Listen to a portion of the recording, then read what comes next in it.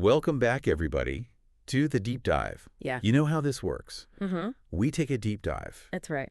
into one specific person Absolutely. to try to figure out if they're changing the world or just lining their pockets. Grifter or gifted? Yeah. Love it. So today we are talking about Dave Chappelle. Dave Chappelle, comedian, actor, writer, producer. Yep. We're really going to try to dig into his career and figure out, is this guy a visionary? Yeah. Is he a con artist? Is he just out there to make a buck? Or is he actually trying to change the world? Trying to do some good. With his comedy? Through his art. And the controversy that surrounds him? Yeah. He's a very polarizing. It's controversial. So let's rewind a little bit. Way back to 2004. Right. Dave Chappelle is arguably at the top of his game. Chappelle Show. With Chappelle's Show. It was huge. Cultural phenomenon, huge ratings. Absolutely. And then he walks away from a $50 million contract. 50. $50 million. Citing ethical concerns. Right. So what does that tell you? I mean, that is a bold statement. About a person. To walk away from that kind of money. Right. You have to be really committed to whatever your principles are. Absolutely. That's unheard of in Hollywood. Yeah, it's crazy. Pretty much. It makes you wonder what was going on. Yeah, was it truly an act of principle? Right. Or was there something else? Was there something else? What he has said, that he felt uncomfortable with the direction of the show. Interesting. That he felt like the humor was becoming too reliant on racial stereotypes. And that he didn't want to be a part of that. He didn't want to be a part of that. He didn't want to perpetuating those stereotypes. Further that narrative. Absolutely. And he also said he felt like he was betraying himself. Oh, wow. And his audience. So it's a personal thing? Right. And also like a responsibility to his audience. Exactly. So he walks away from millions of dollars. Yeah. Takes a break from the spotlight. That's a big risk. Huge risk. Right. Like, especially in Hollywood. Yeah. When you're visibility is out of sight, you're out of mind. Exactly. So that was a big gamble. It was. It really was. Then he reemerges. Okay. And what does he do? What does he do? He starts touring. Okay. With Killer Mike. They call it. Love Killer Mike. Still talking that S. Oh, wow. This blend of music and comedy. I like that combo. Sounds pretty cool, actually. All right. Sorry. Oh, but tickets aren't cheap. Oh, really? They range from $161 to $742. Okay. So is there a contradiction here? So on one hand, walking away. On one hand, he's a fortune on principle. This guy who on the other sharked away from $50 million. Charging a premium for his art. But on the other hand, he's charging top dollar to see him. Yeah. Interesting. So I don't know. I mean, I think artists deserve to be compensated to get paid for their work. For sure. But at what point does it cross the line into just being about the money? At what point does it become just about the Benjamins? Is it just a hustle? Yeah, right. Like, is he grifting us? I don't know. I don't. That's what we're trying to figure out. That's why we're here. Now, to help us get a better understanding of this. Yeah. There's actually a whole chapter. A whole chapter. In a book. In a book. Okay. Called The Palgrave Handbook of Popular Culture as Philosophy. That's a mouthful. And it analyzes Chappelle's work. Okay. So there are people out there. People are taking him seriously. Who are taking him seriously. They're studying him. Enough to write a whole chapter in a book. Or something. About him. This chapter argues that Chappelle isn't just a comedian. Okay. He's using comedy as a tool. All right. To expose the artificial nature, and challenge societal norms to kind of deconstruct the term philosopher comedian comes from. Philosopher comedian. So they're saying that he's using humor. He's making you think. To spark critical thinking. Yeah. Which I like. Yeah. But it also makes you wonder, how deliberate is this? Yeah, is he doing this on purpose? Or is this just him? Is this just his natural comedic style? Is he just a naturally funny guy? Yeah. Who happens to be... Yeah, is he just riffing? And it's just landing this way? That's the question. Or is it more calculated? Is it more calculated? Now, the chapter also points out his use of a colorblind racist perspective. colorblind racist perspective. Now, let's unpack that a little bit. What does that even mean? So the idea is that he's highlighting the hypocrisy of claiming he's saying to be colorblind. That you can't just say you don't see color. And that while ignoring ignore all the people of color face. Yeah. Right. You can't just pretend. You can't just racism doesn't exist. Pretend that it doesn't exist because you're not seeing color. Exactly. So that's what. So is that what he's doing with his comedy? Is he trying to highlight that hypocrisy? Right. I mean, it's a very interesting strategy. So how aware is he of using this technique? Yeah. What effect is he hoping to achieve with it? What's he trying to do? Is he trying to make us... Is he confront our own biases? Or is it just shock value for laughs? Or is it just to get a reaction? To get a reaction. I don't know. It's hard to say. It's hard to say. But it's interesting to think about. It is interesting. That's for sure. That's very interesting. One thing's for sure. What's that? He's not afraid to tackle sensitive topics, okay, even if it means making people uncomfortable. Right. Yeah. Which can be good, right? Yeah, can be good. Sometimes you need to be uncomfortable to grow, to learn, to challenge your own beliefs. To challenge your own beliefs. But it can also be bad, right? It can also be bad. Like if it's just... It can be used... provocative. For the sake of being provocative. Obviously. Tend not actually... Having a point. Yeah. So... It's a fine line. Yeah, it's a very fine line that he walks. Yeah. But what about his material on the Me Too movement? Okay. That has been the Me Too movement, the huge source of controversy. Yeah, that's a very sensitive topic. Yeah. Very important topic. It is. Yeah. In his 2017 Netflix specials, okay, Chappelle delves into really sensitive topics, like sexual assault. Yeah. But he doesn't shy away. He's not shying away from it? From potentially offensive jokes. Okay. There's a point in one of these specials where he actually talks about the responsibility as a comedian. Yeah. Especially in the context. Especially in that of the Me Too movement. Right. He's essentially saying, look. Yeah. I'm a comedian. It's comedy. I'm supposed to push boundaries. Right. It's not my job. It's not his job. To be sensitive. It's not sensitive. So is that a valid argument? I mean... Is it, though? On one hand... That's a tough question.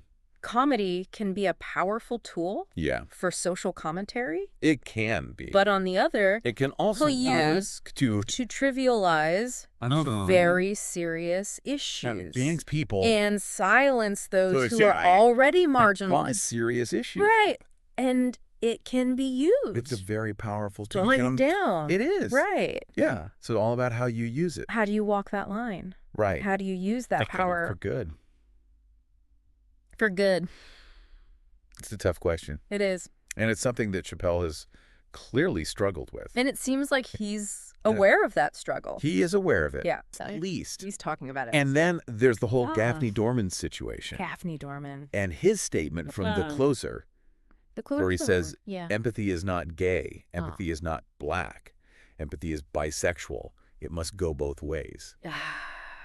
Wow. So that's a very loaded statement. To understand that statement, I think we need to know the context. Yeah, what's the context? It comes from his friendship with Daphne Dorman. Okay. A transgender comedian who publicly defended his jokes. Interesting. About the trans community. So she was on his side. So she was on his side. Interesting. Sadly, Dorman died by suicide in 2019. Oh, wow. Which adds another layer of complexity to this whole discussion. It is because it really highlights the real-world consequences of Chappelle's comedy. To separate the art from the artist. Yeah. And it raises the question. Right. What is his responsibility? Right. What responsibility is an artist he has with such a huge platform? As an artist. Right. Yeah. Because his words have power. Words are powerful. And whether he intends to or not. For sure. They can have a ripple effect. They can have a real impact. That goes beyond the stage. Yeah. Yeah. Absolutely. And that brings us to the Netflix controversy. Yeah. The closer. Which features a lot of material about the trans community. Right. Sparked major backlash. Yeah, I remember that. But being backlash. Initially, Netflix CEO Ted Sarandos defended the special. Oh, really? He argued. So Netflix was standing by. Because some people enjoy it. Interesting. Implying that even controversial content has a place on the platform. So they were basically saying... A lot of people felt that... We're not going to censor... That statement was dismissive of the genuine pain... It's about... harm that Chappelle's joke caused. Artistic expression. Right. Okay. And this wasn't just an online debate. Yeah. It wasn't just like... The Netflix employees staged a walkout. People were actually... in protest of the special showing how deeply these issues resonate. It wasn't just like words on the internet. Yeah. This was just on real people. It was just on Twitter. Taking a stand. Yeah. Wow. So this situation exemplifies the tension between artistic freedom, corporate responsibility, and public outcry of this issue of free speech. And like you said, they're standing by their artists, but then their employees are walking out. So they're trying to figure out where that line is too. How do you balance those balances? There are no easy answers. There are no easy answers. So after all that, the walkout, the think pieces, the debates. Yeah. Has Chappelle's comedy evolved at all? Yeah. Has he addressed the criticism? I mean... Because he's released a couple of specials since then. The Dreamer in 2023. Okay. What's in a Name in 2022. Okay. But some critics argue that his humor hasn't really evolved. So some people say with society. Well, it hasn't changed. That it still relies heavily on shock value. He's still the same old Dave. Yeah. Interesting. And there's even an article from this year that calls one of his jokes about statutory rape. Statutory rape. A joke from his 2004 special. Wow. Okay. Arguably the only funny bit in comedy history about statutory rape. Okay. Now, obviously, that's a very controversial topic. Very sensitive. And to say that he's the only one who's ever made a funny joke about it. Yeah. I don't know how... I don't know about that. True that is. Yeah. But it's an interesting point. An interesting perspective. It is. It is. But it seems like some people feel he's doubling down. So is he doubling down on... controversial tactics? Like, instead of growing... Is he leaning into it? As an artist. Yeah. And that's the debate. And that's what we're trying to figure out. Right. Yeah. Is he pushing boundaries for the sake of art and social commentary? For good. Or is he just stowing the pot? Or is he just for attention? Doing it for the attention, or could it be a bit of both? Or is it a little bit of both? Yeah. I think it's probably a bit of both. Yeah. Most things are. So we've covered a lot of ground here. We have. We've talked about his ethical stand. Yeah. His use of comedy. We talked about to explore complex issues. Yeah. The backlash he's faced. Heavy dormant. And the power and responsibility that comes with his platform. Huge platform. Right. Millions of people watching. Huge platform. Yeah. It's clear there's still a lot to unpack. Yeah, it's complicated. And to understand Chappelle even further, we need to... What do we need to do? Take a closer look at his comedic style. His style. His use of satire. And his willingness to confront uncomfortable truths. Uncomfortable truths. So stick with us. As we dive deeper. Let's dive deeper. Into the world of Dave Chappelle. Into Dave Chappelle. And try to figure out. Yeah. Is he a visionary? Or is he a grifter? Grifter. We'll be right back after the break. And when we talk about pushing boundaries, we can't ignore the controversy surrounding your material about the transgender community. You've mentioned Daphne Dorman, the transgender comedian who defended your jokes. But what about the broader transgender community's response? How do you reconcile their concerns with your comedic approach?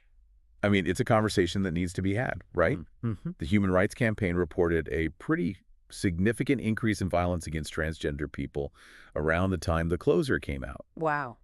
While it's impossible to directly link your comedy to those acts of violence, it's hard to ignore the timing. It is. It raises the question, can humor ever be truly harmless when it's directed at a group that's already facing so much discrimination and violence? Right. And even if you don't condone violence, words can contribute to a climate where transphobia becomes more acceptable, more mainstream.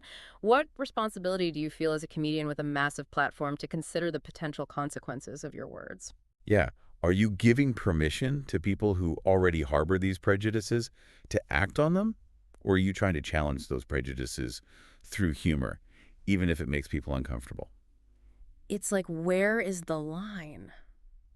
That's a tough question. It is. I mean, you have the right to say what you want But should you? Right. Does artistic freedom absolve you of any responsibility for the potential harm your words might cause? It's a tough one. Because where do you draw the line? Right. It's not about censorship, Right. but it's also not about giving someone a free pass Right. to say whatever they want Yeah. without any consequences. You have to think about the Yeah. impact of your words. Yeah. It's about being responsible. There's a fine line to walk. It is, and especially when you have such a... Comedy in general Yes. is having a very difficult time Yeah. figuring out where that line is. Comedy is changing. Yeah. The world is changing. Okay, so we've talked about the backlash. Yeah.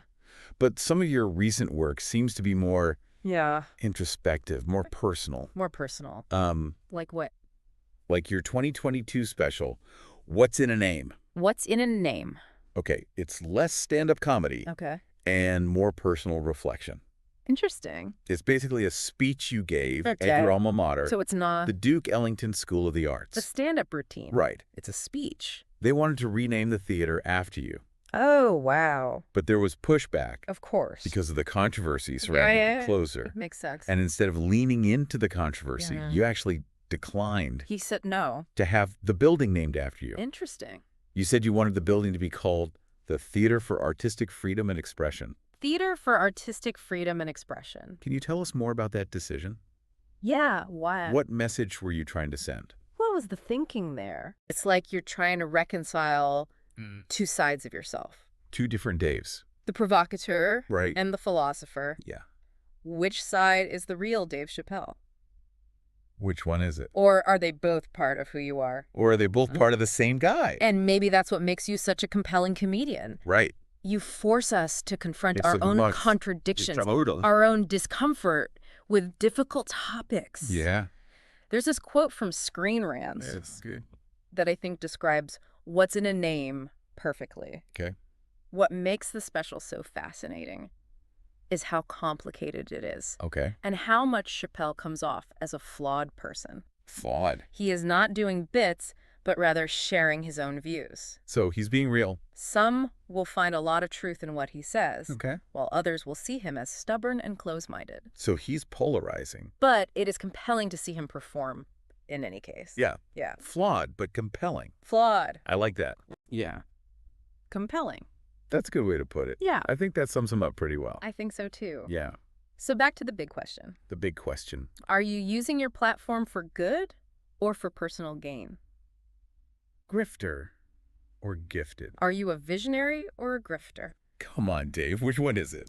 It's impossible to say definitively. Right. But I think the key takeaway here is that you're a complex figure He's complex. who defies easy categorization. Yeah. You're not a saint. He's not perfect, You're not a villain. but he's not the devil. You're somewhere in between. He's somewhere in the middle. And maybe that's why people are so drawn to you. Right. You're not afraid to be messy, to make mistakes, to challenge our assumptions. He keeps us guessing. Right. He makes us think. All right, we've covered a lot of ground here. We have. But there's one more aspect of your career Okay. that we need to discuss. What's that? Your walkout from Chappelle's show. Oh, yeah. It was a pivotal moment, not just for your career, but for the entertainment industry as a whole. Huge moment. Let's rewind back to 2005. 2005, all right? You're at the height of your success with Chappelle's show. At the top of the world. His show's a cultural phenomenon. Everybody's watched. Winning awards. Making money. Everyone's making money. Yeah. And then you walk away. Oh, he's gone. Not just a temporary break. No. You leave in the middle of production for season 3, Wow. leaving a $50 million contract on the table. $50 million? $50 million. That's insane. That's a level of boldness we rarely see, I mean, especially in Hollywood. yeah. What was going through your mind at that time? What was he thinking? You've said that you were struggling with the direction the show was taking, Yeah. that the humor was getting too edgy, too reliant on racial stereotypes, and you didn't want to be a part of it anymore. He's too much. You felt like you were compromising your integrity for the sake of fame and fortune. So it was a moral decision. He had to. In an interview with Oprah Winfrey back in 2006, Super. you said, Yeah. I was doing sketches that were funny, but they weren't right. Interesting. It was the first time I'd ever been famous, and I didn't know how to handle it. So he wasn't ready for I felt like I was betraying myself and my audience. the fame. That suggests a pretty deep level of self-awareness, a willingness to prioritize your values over financial gain. Wow. So he was really thinking about Yeah. the impact of his work. And you essentially disappeared from the public eye for almost a decade, He went off the grid. choosing to live a quiet life with your family in Ohio.